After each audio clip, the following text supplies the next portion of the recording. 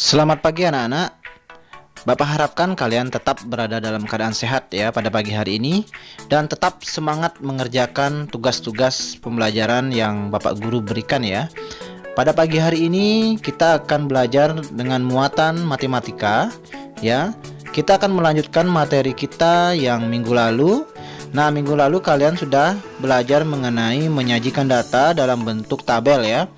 Nah, sekarang bagaimana kita menyajikan data dengan diagram batang ya, atau dalam bentuk diagram batang.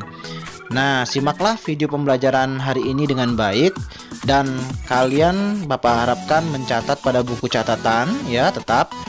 Dan supaya nanti video pembelajaran hari ini kalian bisa pahami dan dapat kalian nanti menjawab soal latihan yang Bapak berikan pada Google Classroom. Baik anak-anak, sebelum belajar, alangkah baiknya kalian berdoa terlebih dahulu sehingga kalian belajar dengan baik dan dengan penuh sukacita. Baik anak-anak, simaklah video pembelajaran berikut ini. Nah, untuk menyajikan data dalam bentuk diagram batang, nah kita akan menggambar sebuah diagram batang ya. Nah, gambar itu berdasarkan data yang kita peroleh. Nah, di sini contohnya adalah data berat badan ya dari beberapa siswa ada kelas 4 ya. Nah, di sini kita akan merubah data ini ke dalam tabel ya supaya mempermudah menafsirkan datanya. Nah, di sini ada berat badan dalam kilogram 35 sampai dengan 39 ya. Nah, dan di sampingnya adalah banyak siswa ya. Nah, 35 kilogram ada 5 orang siswa atau siswa ya. Nah, di sini dalam menyajikannya dalam diagram batang kita gambar seperti ini ya. Nah, ada yang mendatar ini garisnya, kemudian akan ada garis vertikal, garis mendatar, ada berat badan berupa kilogram. Nah, ada 35, kemudian 36, 37, 38 dan 39 ya. Nah, kalian bisa menuliskannya secara urut ya. Nah, yang vertikal sebelah sini ada jumlah siswanya ya. Nah, dari 1, 2, 3, 4, 5, 6. Dan tentunya di sini ada judul ya. Data berat badan siswa ya.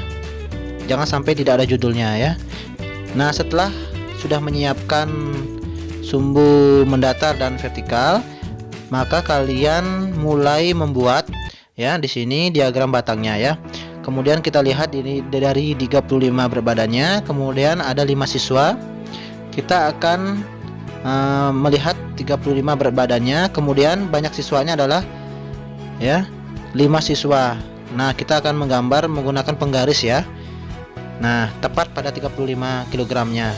Kemudian ada berat badan 36, ada 3 siswa, kemudian ada berat badan 37, 6 siswa ya, kemudian 38, 4 siswa, kemudian 39 kg ada 2 siswa.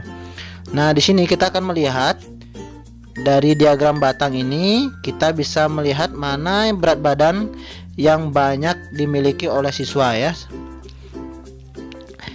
Nah, sekarang setelah kita membuat diagram batang tersebut, kita dapat menafsirkannya dalam bentuk diagram batang ya. Seperti tadi yang sudah kita peroleh ya diagram batangnya.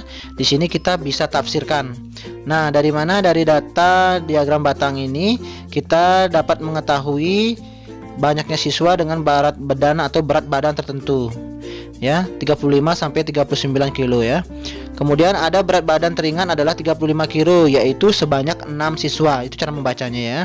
Kemudian berat badan yang paling berat adalah 39 kg sebanyak 2 siswa. Kemudian jumlah seluruh siswa adalah 20 siswa. Nah, bisa dilihat dari tabelnya.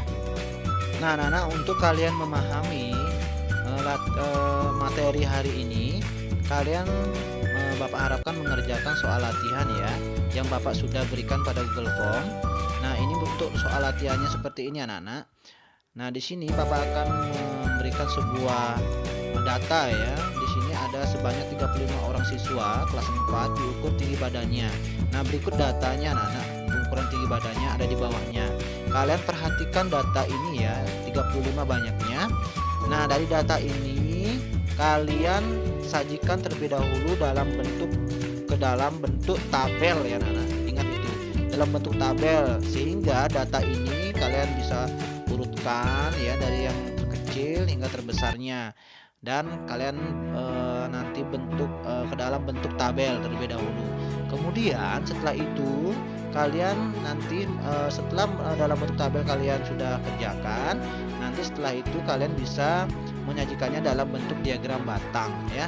Jadi dari tabel itu kalian bisa nanti buat diagram batangnya anak-anak. Jadi kalian lebih hati-hati ya dalam mengerjakannya, hati-hati menghitung datanya, kemudian hati-hati menafsirkan datanya nanti ya. Setelah kalian menulis diagram batang, nanti tafsirkan datanya ya, sehingga data yang kalian peroleh itu akurat seperti itu. Baik anak-anak, selamat latihan ya, mengikuti latihan, dan nanti hasilnya kalian kirimkan pada Google Classroom yang Bapak sudah sediakan di Google Form. Baik anak-anak, sampai jumpa pada pembelajaran berikutnya, dan Bapak harapkan kalian tetap semangat belajar di rumah dan tetap menjaga kesehatan kalian di rumah ya, dan Bapak harapkan kalian giat berlatih di rumah juga. Baik anak-anak, selamat belajar, salam sehat, salam DJTM.